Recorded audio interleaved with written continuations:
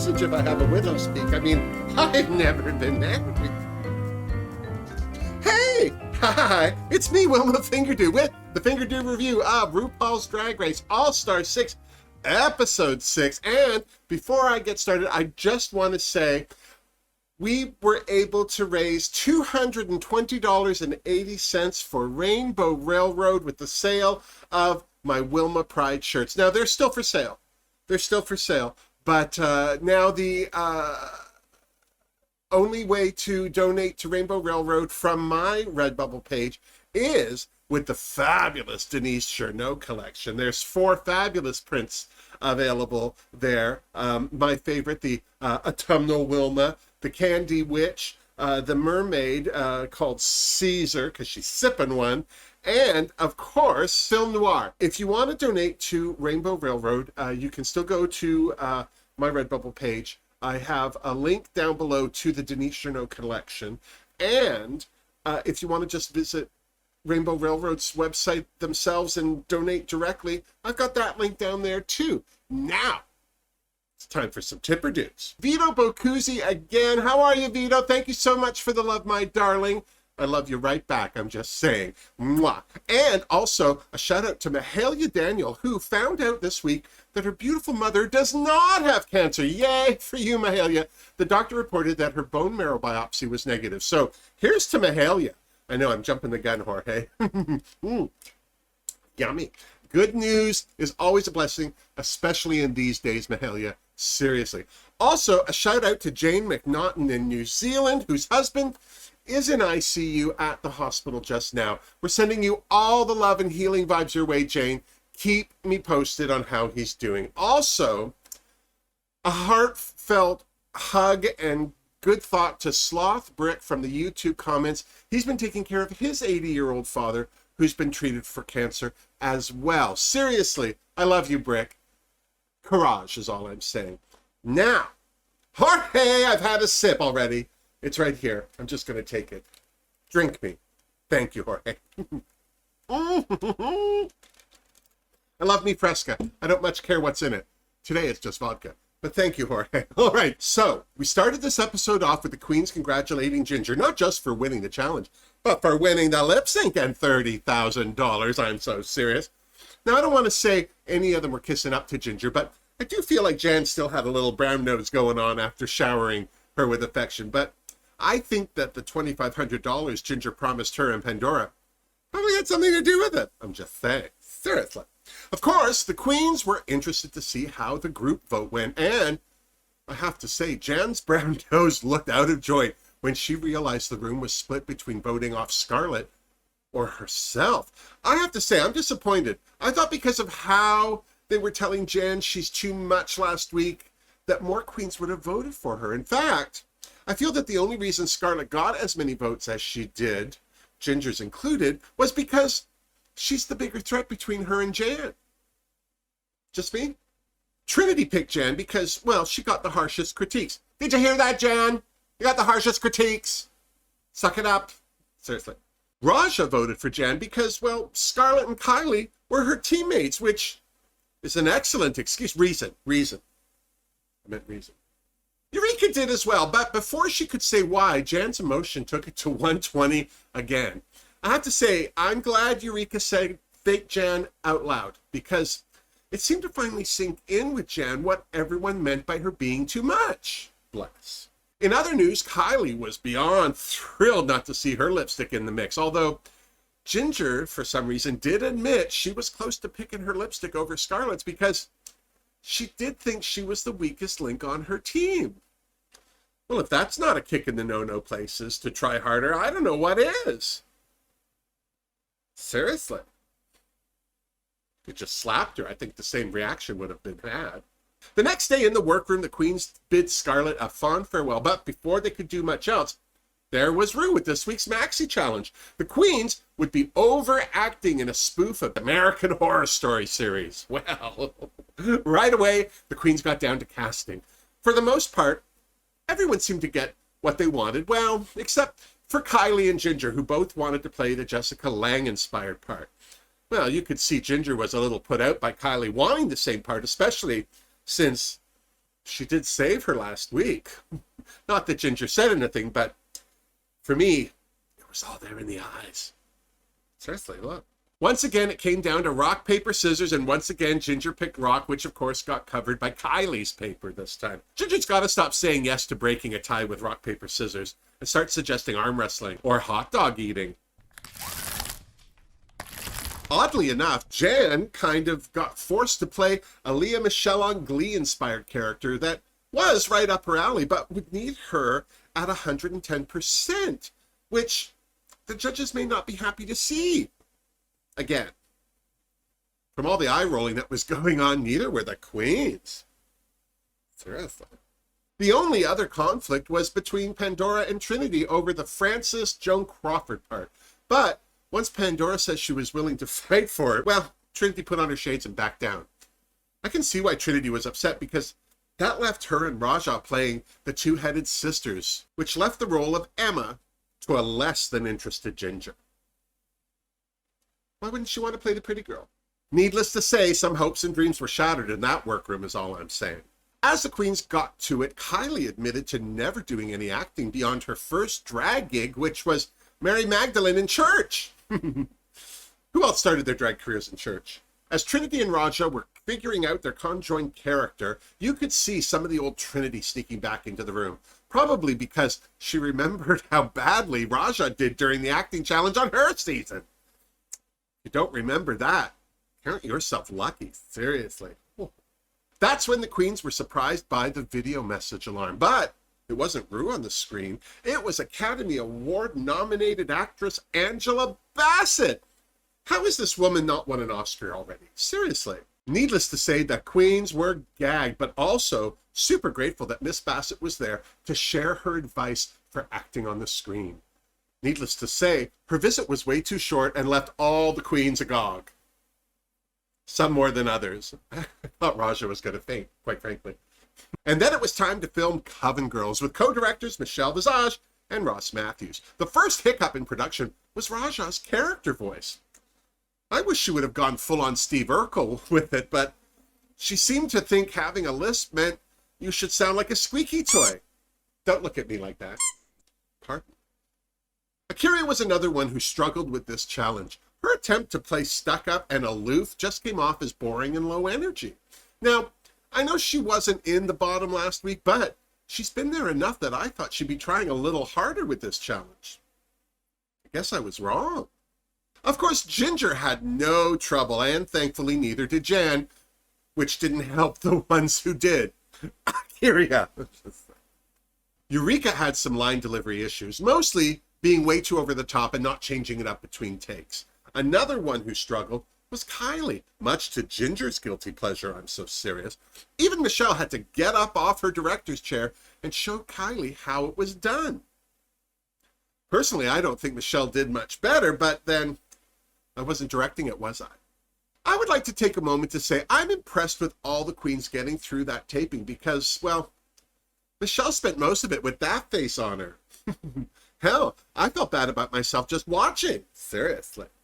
And then it was elimination day. Kylie was nervous that she hadn't done enough with her character. Raja was in the same boat, but at least she wasn't down on herself. Two people who didn't seem too concerned with the Maxi challenge were Trinity and Eureka, who seemed to be just out and out flirting with each other. Of course, this had the room at Twitter without them actually going on Twitter. Akira seemed to be the only one strong enough to ask what was going on with them. Apparently, they were going to give Brooklyn and Vanjie a run for the money. Because if there's one thing that Eureka wants the world to know is that she is a sex magnet. So that's not a gravitational pull. As the queens got ready for the runway, the talk turned to ghosts and the supernatural and who believed in what, but the thing that shocked me was learning that Akira wants to own her own funeral home. Okay. Actually, can you imagine a drag queen funeral home? What a way to go. Shut it. And then it was time for the runway. Ru was there with Michelle and Carson, and joining them on the judges panel was American Horror Story alum Emma Roberts. Category is, oh my goth. I have to say it like that because I have a lisp and everyone just thinks I'm saying gosh.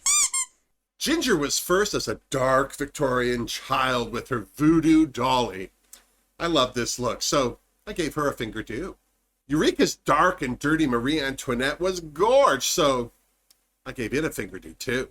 I gagged over Trinity's runway. My only complaint was that it was hard to see the details with all that black on black, but she looked like a Disney villain, so what else could I do but give her a Fingerdoo as well, seriously. I'm just going to say it. Raja's look took my breath away. It wasn't very costumey or goth for that matter, but she looked too good not to give her a Fingerdoo. Seriously, she's just stunning. Akira's runway made me think of Aaliyah in Queen of the Damned, so Fingerdoo for Akira too, seriously. I have to say, I love Jan's runway. It was the perfect mix of costume and fashion for me, so Fingerdoo for Jan. I know, who am I? I felt dirty just looking at Kylie and her black Vampirella-inspired runway. Fingerdoo for Kylie. I'm sure it's not her only one. Pandora's Spanish Widow was fabulous too. I'm just sorry that she had to follow Kylie because it certainly took the wind out of her mantilla, if you ask me. Still, I gave her a Fingerdoo too. Seriously. And then it was time for the world premiere of American Horror Story, Coven Girls. This was fun, I guess. I mean, Ginger was a total standout for me. She always plays well with others, and her reactions to suddenly sprouting facial hair were brilliant. I also didn't hate Jan as much as I usually do either. As the rest of the Queen said when casting this part, it was written for 110%. Seriously. I also have to say I love Trinity's performance as well, which says something because she had Raja's over-the-topness to deal with. But as poor as Raja was in comparison, I feel like acting that close to Trinity didn't make her performance seem so bad. Just saying. It's my opinion. I have to say that Pandora stood out for me too. She didn't hold back in her performance as Frances, and her Joan Crawford was fantastic. I have to say, I wasn't thrilled with Kylie's performance. Although she was serving me Julie Newmar realness, I felt her performance came off as a little stunted and that she was wrestling to remember her lines all the time. Don't get me wrong. I love Kylie. I just didn't love her in this. Seriously. I also felt like Akira was fighting to remember her lines too. Not that she did a bad job, but she was just far from being the best. Shame. Of course, the judges all gave them a rousing round of applause, but as far as RuPaul was concerned, Pandora and Trinity were safe, so they freaked off to the Untucked Lounge. You could see that Pandora was disappointed in being safe, but at least that meant she survived the challenge. And once she and Trinity got their bevies and loosened their drag, Pandora said as much to Trinity. Once Trinity helped Pandora off the ledge of her emotions, the queens talked about who struggled this week. They both felt that Akira and Raja were in the bottom. So it wasn't just me. As for the top, Pandora thought it could be Eureka or Ginger, but she would have loved to have seen Ginger doing the Jessica part. Me too. Back on the main stage, the judges loved Ginger Minj's performance in the challenge, especially Emma Roberts. Surprise, surprise. How could she not? Ginger was playing her role after all, and, well, Michelle was a big fan of Ginger's runway. It's a good night to be Ginger, is all I'm saying. Eureka was another fave of the judges, but as much as Michelle loved her runway, she felt her performance was too one-note for the challenge. I don't know. It was a big note anyway. Before anyone could critique Raja, Ru gushed over how beautiful she was, and, well, the judges couldn't agree more. They all loved her runway. As for her performance, Emma thought she had good chemistry with Trinity, but Ross felt her inability to follow direction tripped her up. She's just lucky she didn't drag Trinity down with her, I'm just saying. Akira's runway was another knockout for the judges, but Ross felt her performance in the challenge was flat. Ru agreed. She felt some of the nuances of Akira's character were underdeveloped. Maybe she should have padded more. Not like that? Oh. Jan, aka Miss 110%, finally impressed the judges with her over-the-topness. Emma loved her singing so much, she wished she could have heard more of it. I agree, that queen can sing. Seriously, here's the Jan. Kylie's runway was another crowd pleaser, but Ru was captivated by her performance in the challenge and couldn't say enough about it. I still don't see it, but I'm not going to say Ru's wrong. Well, not again. Regardless of what I think, Kylie was named the top all-star of the week. So here's to Miss Kylie. Seriously. That left Raja and A'keria in the bottom, sadly. Back in the Untucked Lounge, the queens congratulated Kylie for her first win on Drag Race ever, and then the queens pleaded their cases. While Kylie chatted with A'keria, she told A'keria how impressed she was with her fight and spirit. Raja told the other queens that what she hated most about being in the bottom was being there with A'keria. They'd been there before, and the last time A'keria sent her home. She now knows she sent herself home, but it still hurts to know that one of them would be leaving again. Seriously. With Kylie, Raja defended herself by saying that it was her first time in the bottom and that if she made it through to next week, she'll bring it. Words that more than rang true with Miss Kylie. They both know what it's like to have to bring it, I'm just saying. Why they're not bringing it from day one? Back with the rest of the queens, A'keria was keeping it real. Even though she gets so much joy doing what she does, she knew that this was her third time in the bottom and that it would take a miracle to keep her there. Hint, hint. After the queens voted, they returned to the main stage where the lip-sync assassin was revealed to be none other than Manila Luzon. She looked expensive, and I, for one, was happy to see her. I don't know how Michelle felt now that she's stolen her hairdo, but that's a different show. For the most part, I was disappointed in this lip sync. Both queens spent most of their time strutting back and forth and even ended up pulling the same moves.